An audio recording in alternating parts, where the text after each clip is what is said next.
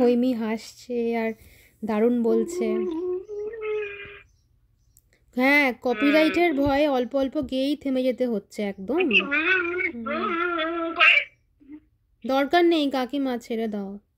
না না দরকার, ভয় তো লাগে। খুব গান, একটা খুব সুন্দর গান মনে পড়ে গেল, জানিস সেটা? বলো।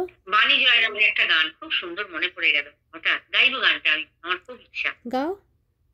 সেই গান কেন আমি পারি না শোনাতে, সে গান ব্যথা হয় মানুষের কানে, খুব ভরা তার বেদনাতে। একটুখানি গাও, একটুখানি গাও, একটুখানি গাও। বাবা ভীষণ ভয়, জাস্ট 2 লাইন বা 1 লাইন বললে যখন। না জানি বলেছি মানা, তবুও যেন কেমন একটা আতঙ্ক। ওইটাই, যারা লাইভ করে না তারা বুঝতে পারবে এটা, মানে সেটাই যে, তাই না? একদম তাই।